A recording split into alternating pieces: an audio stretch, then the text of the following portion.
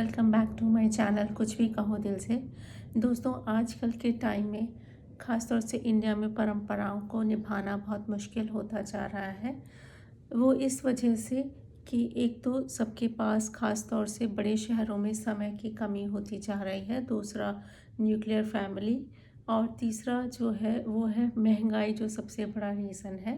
क्योंकि हमारी Indian society में जितने भी परंपराएं जुड़ी हुई हैं, उसमें जब भी आप किसी से मिलने जाते हैं, ख़ास तौर से अपने घर वालों से या अपने फ्रेंड से, तो ये एक परंपरा है कि आपको खाली हाथ नहीं जाना है।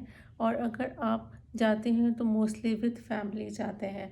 तो सबसे पहले, अगर आपके पास अपना व्हीकल नहीं है, पब्लिक ट्रांसपोर्ट से भी जा रहे हैं तो सामान के साथ, और अगर आपकी फैमिली है, मैरिड है, तो ये आपको सोचना पड़ता है कि जो है आप इतने लगेज के साथ, छोटे बच्चों के साथ कैसे ट्रैवल करेंगे।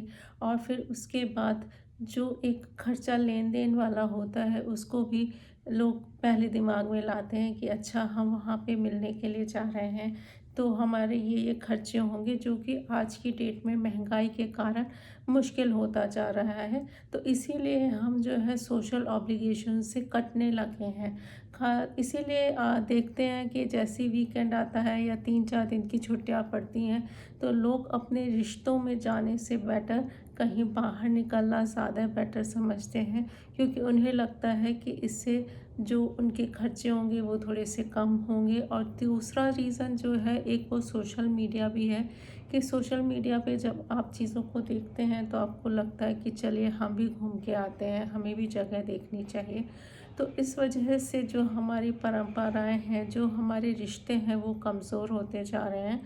क्योंकि उसकी वजह से हम लोग जितना कम मिलते हैं एक दूसरे से, उतना ही दूर होते जाते हैं। देखिए, अगर आप बच्चों से भी कम मिलते हैं तो बच्चों में भी और आपके बीच में भी गैप बढ़ता जाता है, तो आप अजनबी हो जाते हैं। इसी तरह से जो हमारे रिश्ते हैं वो कमज़ोर होते जा रहे हैं।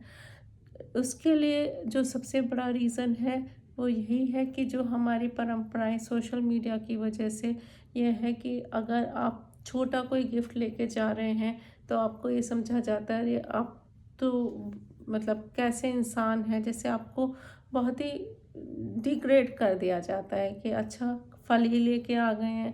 पहले होता था कि अच्छा, मिलने आए हैं, तो कोई इस तरह से नहीं देखता था कि अच्छा, वो हमसे मिलने आया है, तो लोग खुश होते थे। आज की डेट में जो आपका स्टेटस जो नापा जाता है, वो आप कितना बड़ा गिफ्ट लेके आ रहे हैं, कैसे आ रहे हैं, उससे तोला जाता है।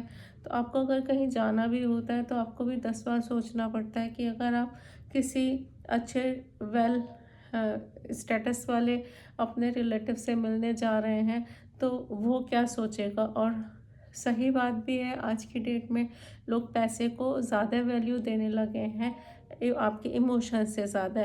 तो लोग, अगर कोई आपकी फैमिली में कमज़ोर है फाइनेंशियली, तो उसको ज़्यादा पसंद भी नहीं करता है। तो वो भी एक कारण है आज की डेट में रिश्तों और परंपराओं का टूटना। अब दिवाली जैसे कोई गिफ्ट आती है या आपका कोई और मतलब रिलीजन से रिलेटेड कोई भी आपका फेस्टिवल आता है, तो सभी जगह यही है कि गिव एंड टेक है। तो आपको लगता है अच्छा, अब ये फेस्टिवल आने वाला है, आप 3 महीने पहले से ही उसके बारे में सोचने लगते हो। जो वेल टू डू हैं उनके लिए तो एक ये सेलिब्रेशन का मौका होता है, लेकिन जो जिनकी इनकम कम है या जिनकी फैमिली में थोड़ा सा फाइनेंशियल दिक्कत है, वो टेंशन में आ जाते हैं और उनको लगता है कि वो ये सब कैसे कर पाएंगे। और कई बार तो लोग इस चीज़ को लोन लेके भी करते हैं। जो शादियों में आजकल दहेज मांगने लगे हैं, पहले के टाइम में जो शादी के टाइम पे चीज़ें दी जाती थी वो इस पर्पज़ से दी जाती थी कि दो लोगों की शादी हो रही है, वो एक गृहस्थी बसा रहे हैं, तो उनको जो ज़रूरत की चीज़ें हैं वो मिलके लोग दें। तो उस टाइम पे कोई इस तरह से नहीं मांगता था कि हमें यही वाली गाड़ी चाहिए। और आजकल तो मार्केटिंग वालों ने एक और नई चीज़ शुरू कर दी है कि अच्छा, आप अपनी बेटी को घर दीजिए, कि क्योंकि बेटी का घर नहीं होता। तो अगर आपको इतनी चिंता है कि उनका घर नहीं होता है, तो ससुराल वाले क्यों नहीं दे सकते हैं? बेटे को भी तो घर चाहिए होता है। तो ये जो हर बर्डन है वो बेटियों के ऊपर ही क्यों डाल दिया जाता है, उनके घर वालों पर ही क्यों डाल दिया जाता है? तो ये जो हमारे सोसाइटी में एक अलग तरह का जो एक कल्चर चल पड़ा है बिकॉज ऑफ सोशल मीडिया और ये जो मार्केटिंग की वजह से हर छोटी चीज़ को इवेंट में कन्वर्ट कर दिया गया है।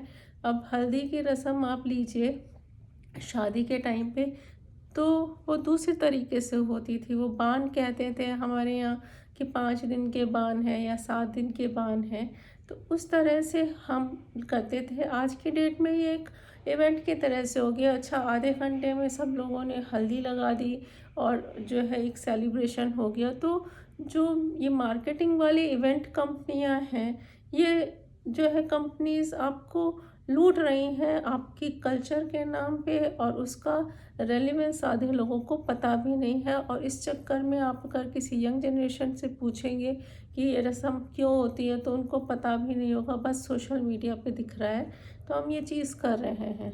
तो ये जो सोशल मीडिया हो गया है और जो ये महंगाई हो गई है और ये जो चीज़ें हैं, मुझे लगता है इन चीज़ों की वजह से हमारे जो है वो सेलिब्रेशन के चक्कर में खर्चे बढ़ते जा रहे हैं। तो जो एक वर्ग है वो तो उस चीज़ को एंजॉय कर रहा है, बट जो 80% जनता है या 90% जनता है जिनके पास पैसे नहीं हैं, उनके लिए एक टेंशन का विषय हो गया है।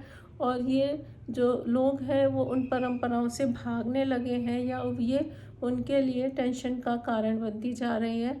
तो मुझे लगता है कि जो 90% लोग हैं, आप बिलोंग तो उसी से ही करते हैं और उसी से ही आपकी कंट्री की पहचान होती है, या उसी से आप देख सकते हैं कि आपके देश में क्या चल रहा है। तो जो मान्यताएं टूट रही हैं, जो लोग एक दूसरे से दूर जा रहे हैं, उसका कारण यही है कि जो है एक तो डिस्पैरिटी है काफ़ी ज़्यादा हम लोगों में, और दूसरा मान्यताएं जो है वो पैसे से जोड़ दी गई हैं।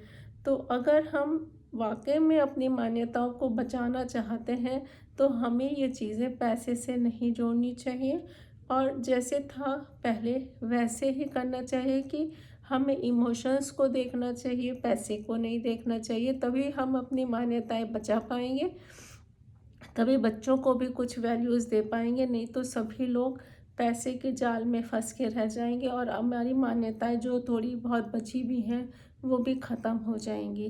तो अगर आपको मेरा वीडियो अच्छा लगा हो तो लाइक शेयर कमेंट ज़रूर करें। Thank you.